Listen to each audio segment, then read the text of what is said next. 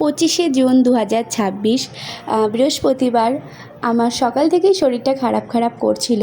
মনে মনে বুঝেই গিয়েছিলাম আজকেই হয়তো সেই দিন যেদিন আমি আমার সন্তানকে পৃথিবীর আলো দেখাবো। তো আমি এখানে সকালবেলায় হালকা ফ্রেশ মতো হয়ে আমি এখানে বসে রয়েছি। আর এই যে আমার চেহারার অবস্থা, কেমন কেমন লাগছে নিজেকে।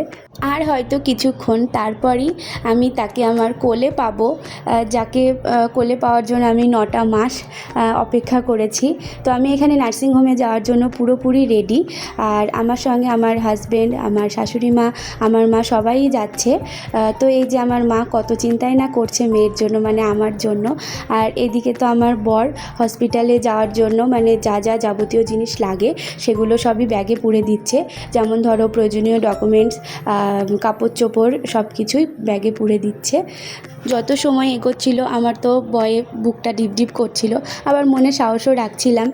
তো আমরা যাওয়ার আগে মানে নার্সিংহোম যাওয়ার আগে আমি যে বাইরে বসে রয়েছি, সবাই এখানে আছে, মাসি, কোয়েলদি, আমার বর সবাই আমাকে সাহস দিচ্ছিল। তো এই যে আর কিছুক্ষণ পরই আমরা বেরোবো। তো বেরোনোর আগে আমি আমার বেবি বামটাকে লাস্ট বারের মতো দেখছিলাম। এই বেবি বামটাকে আমি ভীষণই মিস করব। কত লাথি খেয়েছি আমার বাচ্চার। তো যাই হোক, ডক্টর আমাকে যে ডেট দিয়েছিল, আমি বলে রাখি আমার কিন্তু তার কিছুদিন আগেই ডেলিভারিটা হয়ে গেছে, কারণ আমার শরীরটা খারাপ করছিল, যেমনটা তোমাদের প্রথমেই বললাম। তো যাওয়ার আগে আমি এখানে রাধা গোবিন্দকে প্রণাম করে নিচ্ছিলাম। অনেক প্রার্থনা করেছি যেন সব কিছু ভালো হয়। যে মানুষটা আমাকে শুরুর থেকে সাপোর্ট করে গিয়েছে, যার অবদান আমার জীবনে বহু, এই যে সেই মানুষ আমার বর। কেমন ফিলিং হচ্ছে? ভালো। তো চলো যাওয়া যাক।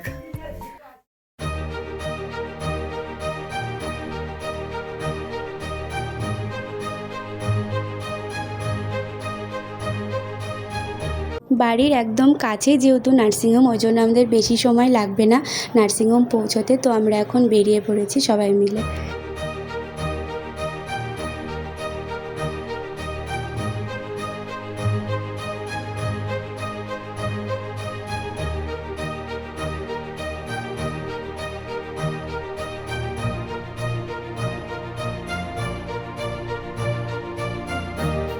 ফাইনালি আমরা চলে এসেছি করিমপুর সুধাস্মৃতি মেমোরিয়াল হসপিটালে। তো আমি যে ডক্টর দেখাতাম তিনি এখানেই আমার ডেলিভারিটা করাবেন। তো আমরা চলে এসেছি। তো এখন ভেতরে যাব।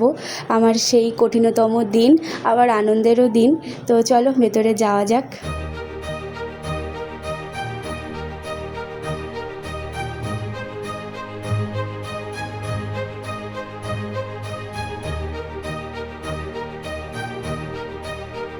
ভিডিও করে দেওয়ার মতো কেউ ছিল না, ওই জন্য নিজে যতটুকু পেরেছি ছোটো ছোটো এই ক্লিপগুলো নিয়ে রেখেছিলাম, যাতে একটা মেমোরি থেকে যায় নিজের কাছে, যাতে পরে দেখতে পারি, এই জন্যই আর কি।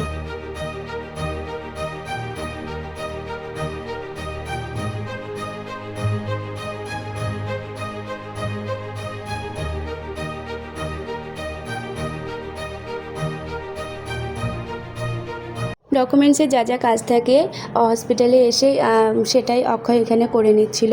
আর আমি এখানে বাইরে বসেছিলাম, বসে ভাবছিলাম যে এই আমি অ্যাডমিট হয়ে গেলাম। আর এখানে একটা মাসি তারপর আমাকে ভেতরে নিয়ে গিয়ে তারপর আমার এখানে দুই ধারে দুটো বিনুনি ছোটো করে দিল। দুই ধারে বিনুনি করে আমাকে কেমন জানি একটা অদ্ভুত লাগছিল। তো এবার আমার শুরু হবে যা যাবতীয় কিছু, মানে যেগুলো আর কি সবার কাছে গল্প শুনেছি সেগুলো এখন আমার সঙ্গে হবে। মানে ভাবলেই ভয় লাগছিল। ভয় তো লাগবে, জীবনে প্রথমবার মা হতে চলেছি বলে কথা। তো আমি এখানে বসে রয়েছি, বাড়ির লোক বাইরে ছিল, বাড়ির লোকের সঙ্গে দেখা করতে পারছিলাম না। তারপর আমাকে হাতে এখানে চ্যানেল করে দেয়। তারপর আর আমার কাছে কোনো ক্লিপই নেই, আমি নেওয়া হয়নি আর কি। তো থাকলে অবশ্যই তোমাদের সঙ্গে শেয়ার করতাম। তো ভিডিওটা এই অবধি।